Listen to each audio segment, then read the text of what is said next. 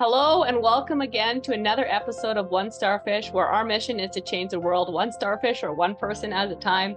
As always, make sure to rate, review, subscribe, share, all the stuff. Really excited for our guest today. Bill Reiman is down in Florida. Just dealt with a hurricane actually down there when we were doing this recording. Anyway, luxury real estate builder and realtor for quite a while. Welcome to the show. Thanks, Angela. Appreciate you having me. Awesome. So we touched a little bit about your life before this. You said you were in sports, you had an injury, that made some transitions. Tell us a little bit about that and kind of, where things went and where you are today. Yeah, I played. I grew up playing. I mean, I was a football player my whole life. An athlete. I played 2 years of college football, Division I football, and ended up getting hurt. Long story short, I should say, I played about 12 years of football, I think, total. But it was a big part of my life. I loved the game, loved everything about it. We all have aspirations to be in the NFL. I mean, you play football, that's what your goal is, your end goal. And it didn't work out for me after injuring my shoulder and then being told it's probably just going to happen over and over again. If I continued to play, I kind of just hung up the cleats, I should say, the little cliche slang there, but and had to figure out where to go from there. I was kind of at a low point. When you dedicate your life to something for such a long time, and then you don't know what's next. I come from my dad was in the military, Vietnam veteran, fought in Vietnam, did 2 tours, and he was a Marine, and my grandpa was a Marine too. So at one point I thought I was going to go into the Marines. This was during kind of the times in Iraq, and my dad kind of put his foot down on that one and said, absolutely not. After what he went through, he was in combat as well. And he kind of said, no, I would never let you do that. So I went back into the construction business. That's when I got back into construction, kind of worked as a laborer. Was my dad wasn't paying me anything.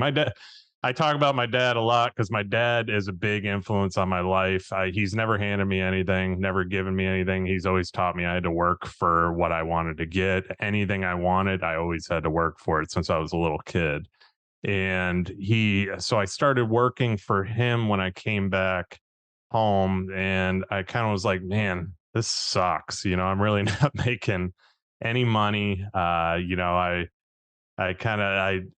didn't know what to do next. And then that's when I got into the car business, and my sister's boyfriend at the time was actually in that business. I saw he was driving a Corvette. He had money. I was like, maybe I can do that. He was probably a year or two older than me. He's like, yeah, man, I can connect you with some people. I'll give you a shot. So that was kind of the next chapter of my life. Was I went into the car business. Long story short, there had no clue what I was doing at all, and ended up having a lot of success in it. And I've always been good with people, always been good with talking to people too. Sales obviously came natural to me, and it kind of sprung from there. And that's where my career kind of moved forward and so on. I didn't stay in the car business, and then I went to the next kind of chapter in my life, which was real estate and construction as well. So that was a very long story short for you. Well, it's pretty short story there, actually, for all the stuff that happened. That's good. So you said as you went through some of this stuff and got into real estate, you mentioned that you've kind of been, you've been married, you've been, through that, you've gone through jail. Tell us a little bit, being opened up. Tell us a little bit about that, and where some of the mind shifts have, I guess, happened and what started them. Yeah, I mean, I've been. I'll start earlier on in my life. Like we all make stupid decisions in life, obviously, and I basically, when I was younger, drinking, partying, doing that thing, really not knowing what to do in life and so on. And I one night had too much to drink. I ended up getting a really bad accident, and to this day, I look back on that accident too. I ended up getting charged with a DUI. I didn't get charged with it, but I ended up going to jail for it at that time. But that moment that happened, I should have died. I 100%. I look back at that accident. I had a friend with me in my truck too, and we both shouldn't be here today. I mean, I was going 55 miles an hour down a two lane road, and they had, if anybody knows what mangroves are, they're basically trees and water. There's water on both sides of the road, no guardrails. There was only one short, small guardrail. Now I was going 55 miles an hour, and my truck spun completely around and then climbed over that guardrail, and that's what saved our lives. How that is, and this was a short guardrail. This guardrail was probably, I want to say, it probably went for like 20 feet, maybe 25 feet. I don't even know, but it was very short. So, and it was almost impossible for that to happen. We should have ended up in those mangroves. We should have ended up in the water, and we probably wouldn't be here because we would probably had trees, whatever. So I look back and reflect on that and how that was possible. And that was God's way of really saying, get your shit together, and it did at that moment. I was like, what am I doing? Why am I, drinking like this? Why am I partying like this? Like, and that was a big transition in my life to be like, okay, you got nothing now. You got no vehicle. You're dealing with, fines. You're dealing with jail time. You're dealing with, a lot of stuff. And like I said, going back to my dad's never been one to bail me out. He's like, this is your choice. You made that choice. Now you got to deal with it. And there was times too, I was in college at that time too. I didn't have a car. He wanted me to work for him every weekend because he's like, you got to start making some money and I need your help with construction. So I was like, I have no way to get back. I was in college in Tampa. Now Tampa's about 3 hours away from where I live down here. And he's like, well, figure out a ride back or take the bus. So I ended up taking the bus back from Tampa to Naples, and then he picked me up at a Taco Bell, drive me down to Marco Island to work. And then I'd be like, okay, well, how? He's like, I need you at this job site. Now, Marco's kind of small, 5x5 or whatever island. And he was like, I was like, well, so how am I supposed to get to the job site? He pointed at a bike. So Wow. he goes, yeah, yeah. So he goes, use the bike, get there. You can go to and from, put the tools in the back, your backpack, and, just go and work there for the day. So those moments with Wow. that whole thing it was a big impact on me. And I worked my way up to get a new car. I bought it was a Chevy Malibu, basic Chevy Malibu. Yeah. That was my car I bought when I finally got enough money to be able to afford a car. I leased it. And anyway, I mean, that was one of the main impactful moments. And then to answer your next question, I got married and probably this was obviously years after that. I ended up getting married. I say I had blinders on in the situation, I guess. My brother and sister were both married. They both had kids. I didn't have kids yet. I was kind of, I don't know if it was a pressure thing or whatever, but I made the wrong decision. But a lot of people, what I learned from that moment would stick in it because of comfort. And that's when I first kind of started this was about probably 4 years ago now. That's when I first started personal development, that journey and so on too. And with Arte, and that's how we got to know each other as well. And that's how I found Andy Frisilla, Ed Milet. And I really started watching Ed Milet's stuff on just like being the right person, being happy, the rocking chair test where one day you're going to be in a rocking chair and look back and be like, did I make the right decisions? What did I do? How did I, should I have done this? Shoulda, coulda, woulda. And when I was married to the person I'm not going to sit here and bash her. I started looking at myself and I'm like, is this the right place I want to be? Is this who I want to be with? And is this what makes me happy? Am I the person I should be? And I started really having reflection on those moments. And I was like, a lot of guys live in comfort. A lot of guys will stay in a relationship forever just because, do it. They need somebody, or they're afraid of what people are going to think if they leave it, or it's just the repercussions of getting a divorce. And all those thoughts went through my mind, but I had to do it for myself. So I ended up getting a divorce. It wasn't easy. Divorce is never easy, but it ended up being one of the best decisions I made in my life. I currently have a fiance. We're going to get married soon. Amazing girl, works with me within our business too. She's like polar opposite to what I had. Like, and ever since though I got out of what I was in, like things just all around me just flourished. Like mentally, physically, emotionally, every single aspect of my life changed. And that would be my advice to guys that are in relationships too, that are stuck in them or feel stuck or feel trapped. Like, take the time to think about your situation. Can it get better? And if you don't think it can get better, if you think help is just going to put a band aid on it, temporarily fix, then get out of it. Because once you get out of it, I mean, you're going to change and you're going to see who you truly can become. You got to focus on yourself and you got to be stubborn sometimes too. And that's what I ended up doing. Yeah, that's awesome. So you got into personal development, and you got into some of this stuff. Now, curious, like, what did you find for your friends around you as you went through some of these changes, went through some of these adaptions or whatever? Did you have a lot of support pretty much always growing up and going through some of this stuff, or did you go through phases where you had to like weed through friends? I've had to weed through friends. I still have a lot of friends that I did from before, but I've got a lot of newer friends too, obviously, that I've met that kind of push me more and so on too. And when I went through like divorce, for example, my family was always there for me. I mean, they were very supportive, and that's what family should be. That if you don't have a supportive family, it would have been a lot harder if I didn't have that going through it, because you always kind of need somebody to talk to, especially in those situations. In any kind of relationship, if you're going through something, you always want to kind of vent to somebody too. But you always have to make your own decisions for yourself. You let other people make that decision for you as well. But you know, friendships and everything too. Yeah, I've had friends that have faded out throughout the years, especially with personal development, because, it's like you surround yourself with the six people or four people or whatever, that's who you become. And you actually do start seeing that too. You put yourself around successful people, it really does boost you and motivate you.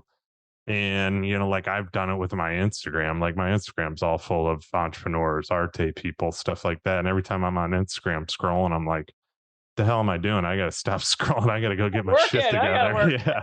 Like, what am I doing? I should be posting something, doing more content, doing more of this. This guy's doing this, I gotta catch up. It's like it's always a race. And I feel like I'm always in a race, like chasing after what these other guys are doing too. And obviously I support that everybody in business and entrepreneurship. You're supposed to cheer everybody on.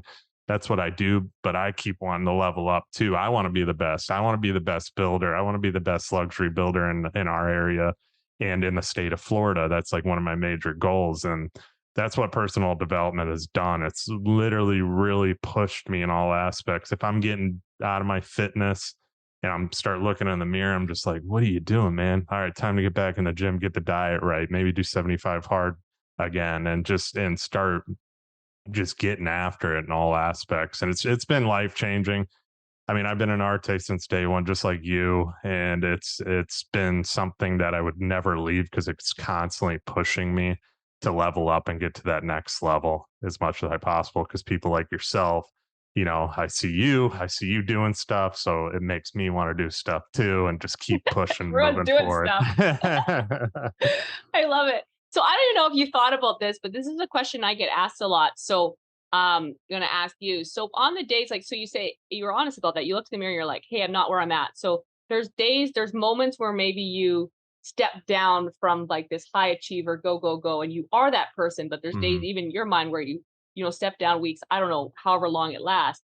But when you get in that stage, what gets you out of that stage? And how do you, because I think a lot of people, like I said, a lot of people ask that. And sometimes some people beat themselves up, and then that doesn't seem to help. Like, what do you do to kind of get back on track when you do fall off the horse, kind of so to speak? What gets you back on track?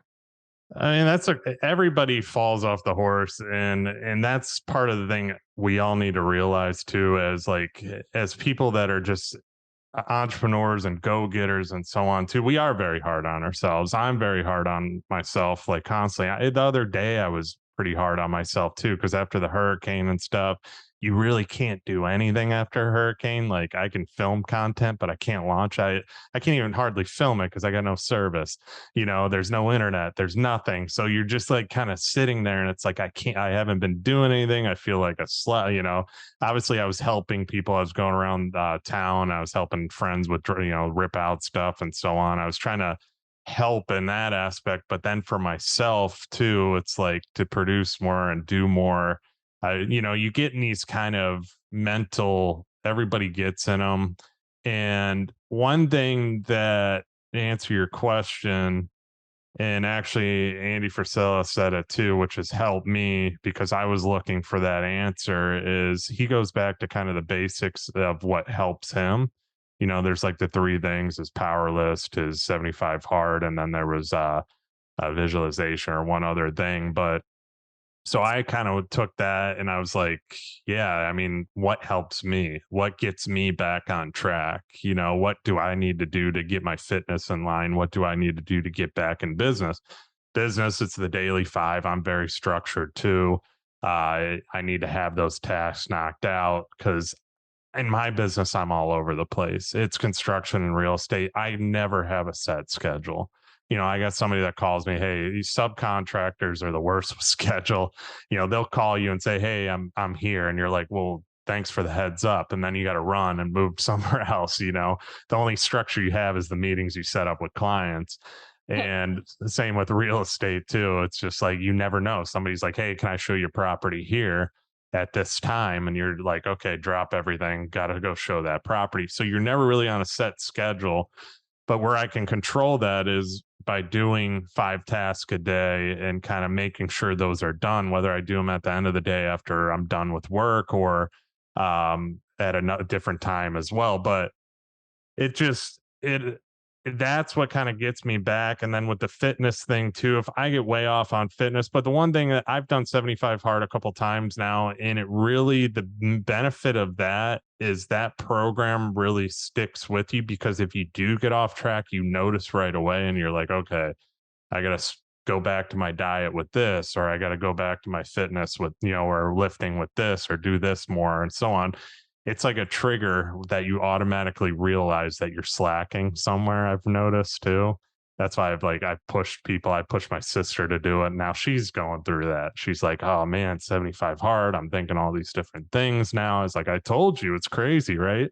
So to answer your question, I mean, I just kind of go back to the basics, like Andy Frisella said, and just really do what works for me. And people need to kind of step back and be like, okay, don't worry about what everybody else is doing all the time. Let's focus on, okay, when was I at my best point? When was I getting more production and work? What was I doing to get more done? How did that work? Oh, okay, I was scheduling out my day, and maybe I need to go back to that, because we all slip up. We're all human. Nobody's perfect. You see entrepreneurs on Instagram and Facebook, and they all look like they're perfect. They're not perfect. They're going through the same shit you are. So Right. hands down. That totally makes sense. So I don't know where to go with this, but whenever you're going through that, you got your sister to do it, you got other people to do some of this stuff. When you are hard on yourself, because I feel like you said, you're looking at other people, and comparison is a thief of joy. So if we're really looking, we do, and I do the same thing. We kind of lack the joy. I know you're a believer. I know you're, believe in God and stuff. How does that fit into kind of the strength to go through the days? Maybe you don't feel like going through, you feel like quitting, or you feel like slowing down. Did you ever have like really harsh days of wanting to quit? Not like, I don't know, just kind of like a thought, but have you ever gone through where you're like, I just, I want to quit. I don't want to work this hard. It'd be great to work for someone. Have you ever really gone through that? All the time, yeah, especially in the construction business too, because and especially these days, I've said, yeah, I can just stop doing what I'm doing and go do something else for, a lot less stress and so on too. But I love what I do. And that's the thing. I love the business. I love building homes. I love designing homes. I love seeing people's reactions at the end. It's not easy. I mean, and especially if you're as picky as we are, on top of, you want to satisfy the client as much as we do. And I had a client yesterday. He's way out of warranty. We finished his house 3 4 years ago now, and he called me. He's like, "Hey, you think you can look at something for me? I know, and just give me a recommendation." Sent me a picture. I was like, I'll go by. Let me go by, and I haven't seen him in a while. So obviously, I sat there for about an hour. We started talking with each other and catching up and stuff like that. And he actually told me, he's like, he goes, I always push people towards you guys, obviously, and recommend you guys. And he goes, I was talking to another guy, and he's like, well, they're a little bit more expensive. I think I'm going to go with this other builder. And he was like, but you don't get where I'm coming from with Ryman. He goes, I have a friendship with them. He goes, what other builder is going to have a friendship with you? He goes, Bill, you're sitting here right now talking to me like we're friends for an hour. And you didn't even have to come to my house today. And he's like, and it's like, he goes, I see your brother, I see your sister. I'm like, hey guys, we have a friendship. He goes, there's a friendship there and a connection. Like, he goes, I've never had that I've built many houses and I've never had that. And he goes, and that's what I told this guy that was going with another builder. It's worth, spending the extra money to have that relationship, and he goes, and I have that relationship with you where we can just talk about life and stuff like that. And so, to answer your question, I mean, we all have bad days. We all have where we just want to quit. We don't want to do it anymore and so on too. But you look at stuff like that, high points of what you're doing and the friendships that you made. I mean, I have customers coming to my wedding, and that's the thing. They're going to be at my wedding because they're friends now. They're really close friends to me. And it's just, you look at that kind of thing, and that's what kind of keeps you going, is that I do make a difference in the career I have, I guess, compared to a lot of other builders and so on too. And people are always telling us that. I have customers, I go to their house and they're like, hey, you want a drink? Let's sit down. Let's hang out. It's like, you looked at this problem, you solved it for me. Let's hang out and have, just be friends and so on too. Mm. And I don't know, it's a tough question because, what I do, I guess, we all have those down days, but to get yourself, you just got to keep going. And I'm just programmed, I guess, to keep going because I'm not a quitter. I never have been. I've been kind of raised that way too, where I'm just like, I'm not going to give up on anything. I'm going to keep going because you always know there's going to be rough patches. Nothing's ever handed to you. Nothing's ever easy in life. Mm. And that's been kind of that main thing to keep moving forward. And like, being an arte, being a part of a group of, people like that, seeing a lot of these guys that have kind of gone as far as they are, but they still have those bad days too. Just, it's like, you kind of just know, it's like, no matter what you do or whatever level you are, if you have private jets, you got all that, the biggest houses, four mansions around the country, you're still going to have a rough day. It's just how much you get out of that and keep moving forward too. It's just life. It's just part of life. That's it. So I know a lot of what you've been talking about, and hopefully everyone that's listening, I mean, the biggest things I'm getting out of it is association's huge because you keep talking about, what you see other people doing and how that can Mhm. help you with what you're doing. And then just doing the daily work. And it's not about necessarily the future, but it's about like what you do every day and just getting Mhm. through the day at a time, one day at a time. And then one day at a time, you start to see differences and start to see changes out there. So, in wrapping up, we'll have three final questions, and then anything final that you'd like to leave our listeners with. So, first final question is: if someone's looking for their purpose, you've talked about how much you love what you do. So, if someone's looking for their purpose, what's one word or sentence that one sentence at least, that you would say that could help them find their purpose? I'd say just keep trying at different things until you figure out what you love to do. I mean, I know that's more than one sentence, but most people just stick with one thing and then they just stop there. And they don't enjoy it. And I mean, I'm drawing out this because I know you want one sentence, but it's like a lot of people just stick with one thing. They don't move from that one thing and they're just not happy with it. And if you're not happy with what you're doing, you're never going to be good at it. You're never going to have progress or move up with it either. So just go to the next thing. You know, it's just our life's too short to just stick and work a 9 to 5 that you hate and don't like just because you're getting a check that you think is okay money. But you know, because if you don't have a passion for it, if you have a passion for something, you can make a lot of money doing it. There's so much opportunity in this world. Just people don't see it, and I don't get it. But I guess it's from a different. My perspective's different. You know, if I didn't like building, I wouldn't be doing it. Yeah, it's just, but I grew up in it, and to be honest, I ended up loving it more than I did when I was a kid. And it's just, I have a passion for it. I know I can be one of the best at it for sure. So, That's awesome. And I'm gonna point out something that listeners sometimes I think he didn't like it as a kid. He grew to like it. So sometimes you do have to do what you don't like and it grows on you. Some people get into an industry and they're like, oh, I don't like this right away. And I'm like, I'm in hmm financial services. I never signed up to be financial services.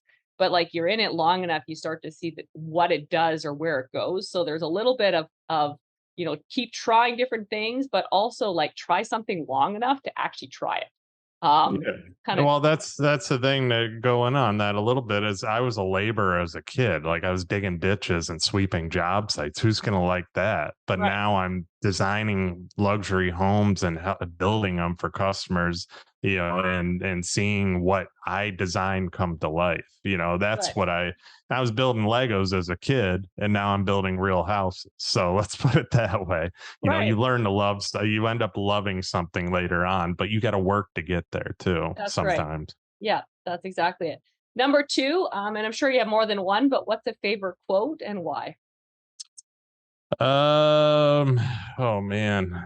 Off the top of my head, trying to think here. You put me on the spot. Ed Milet's quote. There's one I always go off of what he says too. I can't think of it right now too. Um, Man, where am I going with this? Too. You just put me on I can't think of it. Yeah, this is a tough one because there's always a quote that I always have, and I don't even have it in front of me because it's at my work office too. Um, you So know, just whatever quote comes but to mind. Do you have any quotes that come to mind right now? at the moment, I'll say easy never pays well. That's a good quote too, because life isn't easy too, and nothing's ever handed to us. That's a quote that was always stuck to my mind. That's just me reading through a book real quick too. But it is actually, nothing's going to be handed to you. It's just you have to work for what you want in life, no matter what. And people think a lot of the world today just thinks you can basically blink and have money come to you. You can trade crypto and have money come to you overnight, or luck happens to everybody. But you're not. There's no luck in life. I mean, it's just put in the hard work. That's how I was raised. And my dad always said it too. And my dad said this multiple times to me.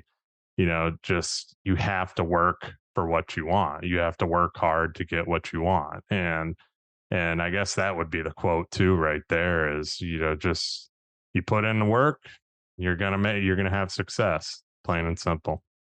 Good. Sorry that took so long. It's all good. And number 3 is what's one word or sentence you want on your gravestone?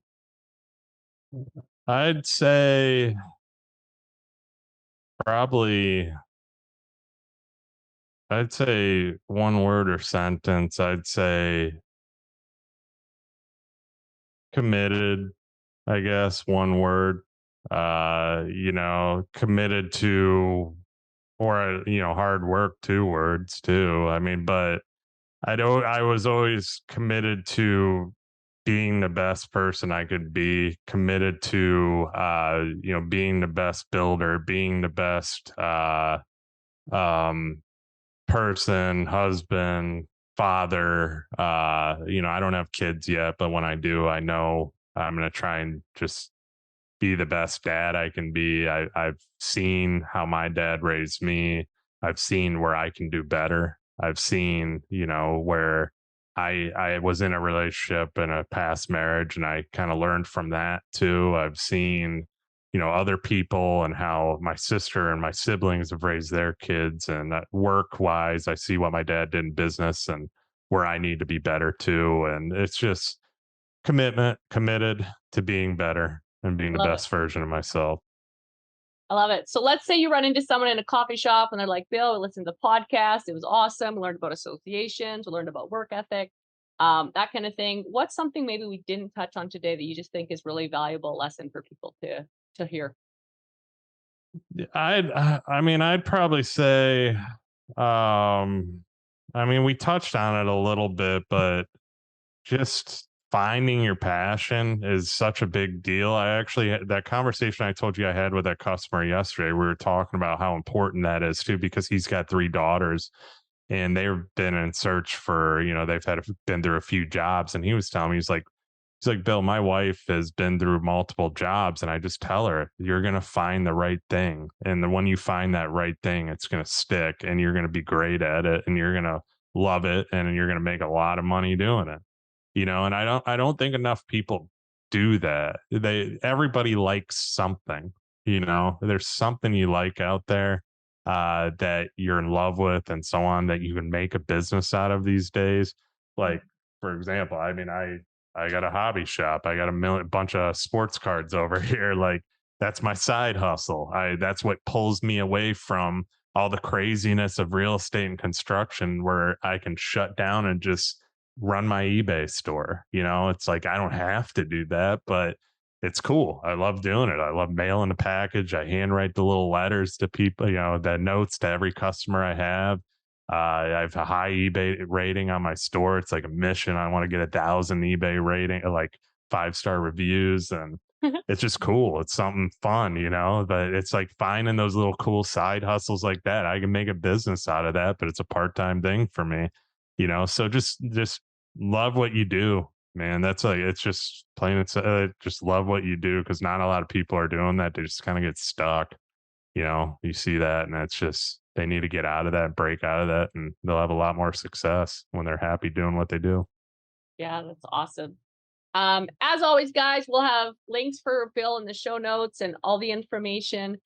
Make sure to rate, review, subscribe, share all of the good stuff. We go out there and change one starfish or one person at a time. Together, we can change the world. Thanks for being on, Bill. Thank you.